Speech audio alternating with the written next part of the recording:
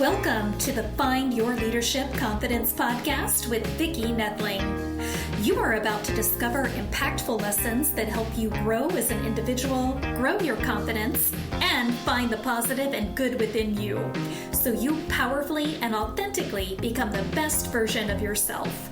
Be sure you visit our website at www.findyourleadershipconfidence.com. While you're there, subscribe to us via your favorite network. Now tune in, get ready, and enjoy the journey of emerging as a leader of exception in the 21st century. Welcome, everyone, to the Find Your Leadership Confidence podcast. I'm your host, Vicki Noethling, coming to you from Roswell, Georgia.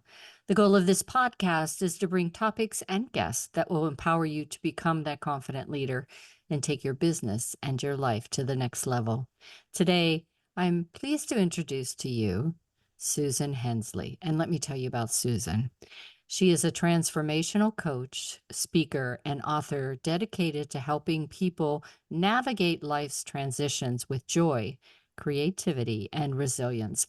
With decades of experience in the corporate, executive, and leadership coaching, Susan has decades of experience as an executive, deep understanding of challenges and opportunities that come with major life changes.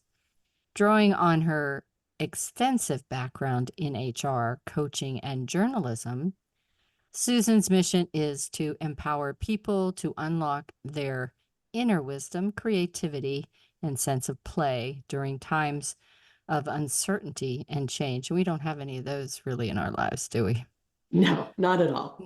Through workshops, speaking engagements, and one-on-one coaching, she guides clients to rediscover their authentic selves and infuse their lives with more color, meaning, and joy.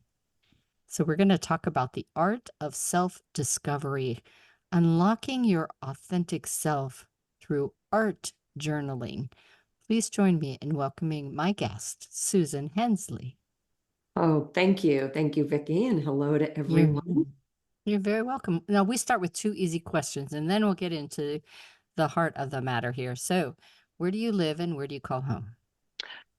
Live in Austin, Texas, and call home Austin, Texas. Yeah, excellent. Sometimes that's a hard question for people. I interview so many nomads. It's crazy. Yeah, I travel a lot, but I always need a sense of home, right? Yeah. We're pet lovers, like to spend time with young adult son, but adult child. And so that home base feels really important, even though I do travel quite a bit, both for business and pleasure. Yeah. Yes, I would love to be able to be a traveling bug everywhere. I'd love to travel, but I have two grandsons, and that's a magnet for me. I can appreciate that. I look forward to the day that none are on the horizon, but I have to tell you, I'm extremely envious of my friends who've already crossed over. And so I'm being footloose and fancy free now, hoping for the day. Yeah. And I can say that that's probably the best thing to do, because your life does change at the last minute. Like yesterday, my daughter says, "Hey, my son's sick. Can you come and take care?" I says, "Okay, here we go." Yeah, that's what you do as a grandma.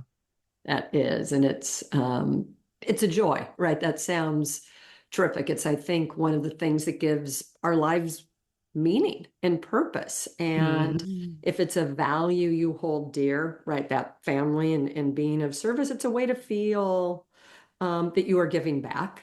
And I think that's really, really important. But yes, it definitely represents, a life transition for sure when you enter into that grandparent phase. And I know that it's why I do what I do, and I would imagine it's what you do, is we're trying to make the world a better place for those that come after us. Absolutely. Everything about writing the book, Art for Your Sanity, because I'd always joked when I finished my journalism career, I would never write again. I would definitely never write a book, and one that was personal. I mean, it's always so funny when we say that, right? And I recognized, because I've had the opportunity as an HR executive and then as a coach to be exposed to so many really great developmental tools, when I discovered the power of art journaling to help with transitions, to tap into your inner wisdom, that this is worth sharing. And it's an easy way to share it. I share it through workshops and speak, but the book, and I have like downloadable PDF on my website. It felt like, I said I would never write a book, but this is one of the best ways to put this out into the world to be of service. If it works for you, it's really powerful and really easy in your busy lives. And if it doesn't, that's fine. But that idea of sharing something that made a difference in our own life is really, really motivating. I think the older I get. Yeah, for sure. So you kind of answered a little bit of my next question, which is to share about your journey that led you from the HR role, executive role, to what you do today. What was that moment that you said, it's time for a change? So it's a bit of a story. Yeah, I alluded to it there. I probably started art journaling very inadvertently about 2018. A colleague of mine is what I call a legitimate artist. She makes art to sell art, for people to look at art. And she's really talented. And she offered a little weekend, 2 hours at her house for, girlfriends, if you will, to come over and learn a few skills, right? So she was sort of doing like an intro to art. And I went over there and I made a big brown mess on a piece of paper, and I loved it. Everyone else is learning about facial proportions and trying to draw. And somehow I got the paints in the corner and got sort of impatient. And it was like a splotch, but the 2 hours I was there just plain felt so great. I actually took that piece of paper with the brown splotch home and put it on our refrigerator. And my son, who was living at the home time, my husband were like, what the heck? It's like a proud parent hanging their That's kids. right. Exactly. And because I was working full time and still raising a family and had other caregiving things, I'm always really curious because of these tools I've been exposed to. It's like when you feel play, when you feel that glimmer of joy, I've always advised clients, write it down, pay attention to it. So I started to just play with art. Once again, not to produce anything. It was the process of it. It would be 10 minutes. Honestly, big fan of oatmeal on cold winter mornings. And while you're waiting for like the water to boil, literally, I had some crayons there and I would scribble, shade a small page. So I sort of backed my way into it. And I stayed with the art supplies that were in our house, which were kids' art supplies. Very hard to take yourself seriously as an adult if you've got crayons. Right? You don't have that perfectionist saying, I need to create something masterful. You're holding crayons or you're playing with a glue stick, right? You're collaging. So what I realized is the more I did it, the more I then, when I wasn't doing it, started to think about what it was doing for me using my coaching skills and what I know about adult learning. It was putting me from left brain into my right brain, that much more holistic, creative space. It was a place of no judgment because there wasn't an expectation of anything. And I think using the children's tools, not spending a lot of money on this stuff, but keeping it really simple, keeps you playful and curious. And then what happened, to get back actually to your question, Vicki, about how I made that transition from a 20 plus year career as an HR executive into an author and full-time coaching, was after several years of art journaling and getting through the pandemic, I started to realize there were real patterns that were emerging in my journal, that tapping into that right side of my brain I was drawn to. I did a lot of collaging and would tear up magazines, and there were all these pictures of people like standing on a cliff or a winding road, not leading anywhere. It was really, as I would flip back through, at the time it was just sort of fun and I was creating different things, or I was processing, some of this was during the pandemic, all the feelings and colors that were existing. Right. And then as those patterns emerge, it's like it helped me to pull apart the story I'd told myself. I'd always told myself this story that because I've been very focused and very goal oriented my whole life, I couldn't retire unless I knew what I was going to do. Other people would say to me, Susan, you'll go crazy. Very unhelpful, well meaning. Well meaning. I know they love me, but that voice gets in your head, that community voice, that voice about yourself that's like, I can't possibly stop doing this until I have a complete plan. And what I recognized through the images that were coming up in my art journal was I didn't have the mental space to create that plan, and that I could take that leap. I could get on that windy road. And it was really then that I recognized how it was tapping into my inner wisdom, and sort of it started to coach me, if you will. Yeah. Um, and so I did. I retired without a plan. It was a full year before I even got the idea to write Art for Your Sanity, right? So it wasn't like that came to me right away. And there was a lot of that messy middle for, those in your audience who understand life transitions, right? There's endings, which can have a lot of emotion. There's always grieving, even if you want the ending. Then there's that big old messy middle where you're just sort of going in a circle. You want to go forward, right? All you want to do is go forward and get to the next thing, but it rarely works like that. You're going back and forth. And even when I recognized that I wanted to write the book, lots of things to work through. What would people think? Why this wasn't academically serious in that way. So we challenge ourselves. I joke that like wherever you go, you take yourself with you. So Yes. we're always works in progress. Attached.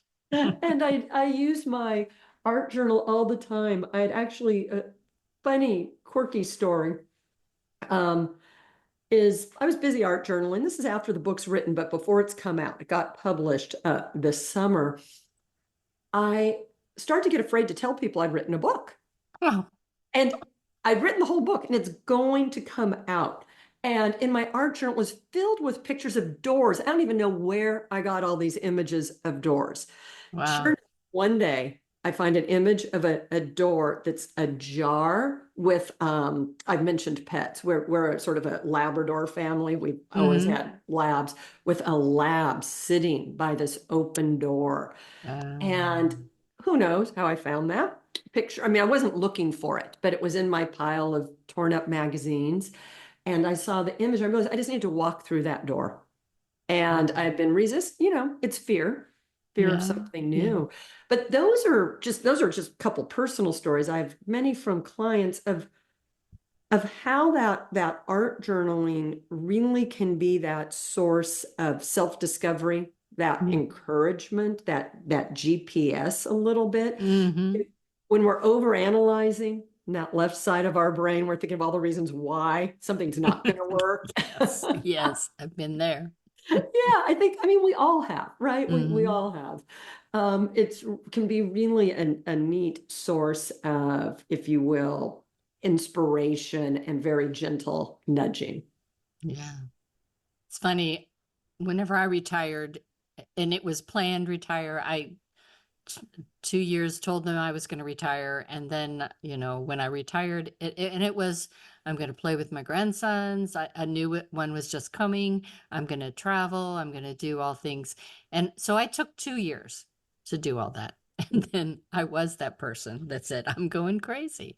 Yeah. And it wasn't, I'm going crazy because I'm bored. It's because I just thought, you have so much more. And why should you just sit at home? You have so much more to give.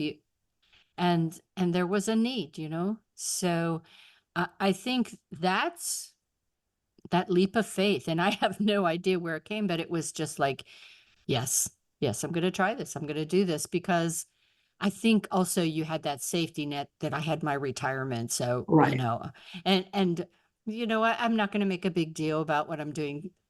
Unlike, I guess, a little bit like you not telling anybody about your book, but, starting my business, starting my podcast and going out and speaking, you can't keep it quiet, really. Um, but it is, I think the more you did it, the more you could be authentic about who you are, because it wasn't like I was trying to break any ceiling. It wasn't like I was trying to be on the bestseller list. It wasn't like I was trying to be the #1 podcaster. I just wanted to do something to give back. And if 20 people found value in it, that's fine, you know?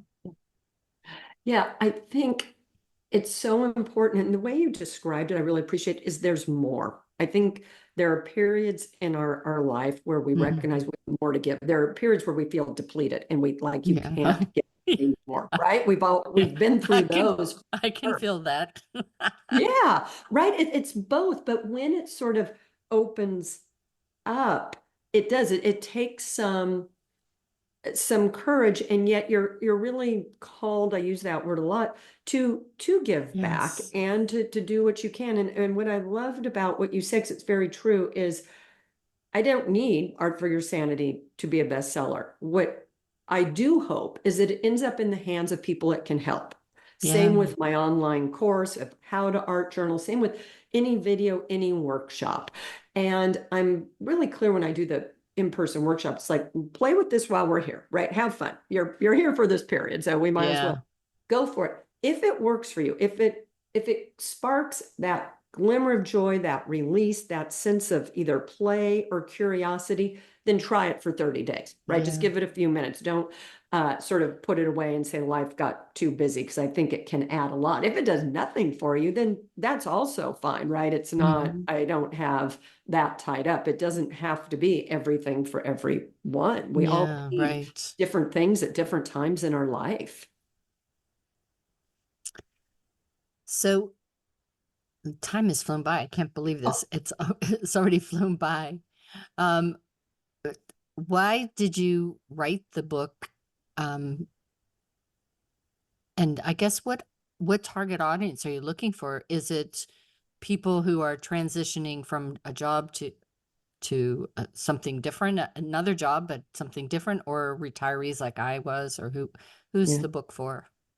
So initially, and we learn, right? I think I thought it would be really busy women, say between like maybe 35 and 60, because it was an easy tool and way to tap inside. What I have found instead, since doing this and doing the research and speaking to people, is it's a really helpful tool for people in transition. So I've started to do some additional research about transitions, and that's a coaching certification that I now have. And we go through a life transition, different kinds, right? There's a series of different kinds, about every 12 to 18 months. Sometimes it's physical, something happens. Sometimes it's a professional one. Sometimes it's personal, something in our personal life changes.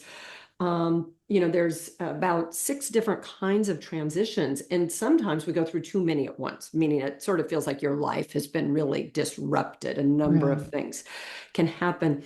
I think art journaling is particularly powerful during one of those life transitions periods, because it's in that messy middle I was talking about that I think we most need to access that right side of our brain, that more holistic side, and try and tap into our inner wisdom. I think there is a knowing if we can relax into it. The hardest thing to do is to relax when you're anxious, because you know you're anxious. You're like, I'm going to sit, I'm going to meditate, I'm going to pray, and your mind's still going crazy sometimes, right? For Still sure. making lists. I like the art journaling because it gives you an activity where you can get lost, and it's playful. And so I find it, to answer your question about really who do I think benefits the most from it, it's someone in a life transition of some sort.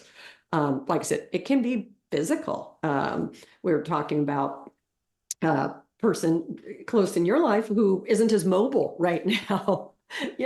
Sometimes art can be great if that's she's an artist as well, so yes. okay. Well, then how perfect. Certainly job transition, if a person's thrown into a caregiver, relationship ends, right? There's lots of things that we can choose transitions, but about half of them happen to us. right? Not of our choosing. And the art journaling can be a really helpful place to work through that complex set of emotions, right? Colors, crayons, watercolors really can speak to us when we're at a loss for words. Right. So, yeah, life transitions is where I think it's got its sweet spot. Fantastic. So as I said, time has flown by. We're going to have you back because I have more questions. I really think that we could talk for a couple hours on this topic, and be able to really delve into just exactly what you do whenever you do art journaling. But we have to go. That means I have to share a slide of your contact information. For those that are just listening, you can get this information on my Vicki Noethling YouTube channel or the findyourleadershipconfidence.com. Website is susan-hensley.com. That's Susan-Hensley, Hensley.com. LinkedIn and Instagram, if you just search your name, Susan Hensley, you will find her. I'll turn it over to Susan to talk to you about what her call to action is today. Yeah, so if this has intrigued you in any way, go to the website. I have a completely free downloadable PDF of how to get started art journaling. Awesome. It's got, a series of tips, and it will give you a little bit of guidance as to how to get started. Fantastic. Susan, it's been great. I do want to have you back so that we can definitely chat some more, share some more information for the audience. But as always, I remind everyone that life is a journey and it's up to you to enjoy the ride. This is Vicki Noethling signing off. Thank you for tuning into the Find Your Leadership Confidence podcast with Vicki Noethling, where we share impactful lessons that help you grow as an individual, grow your confidence, and find the positive and good within you so you powerfully and authentically become the best version of yourself. Remember to visit our website at www.findyourleadershipconfidence.com and enjoy even more great episodes like this one. Again, while you're here, subscribe to us via your favorite network. We look forward to seeing you next time on the Find Your Leadership Confidence podcast.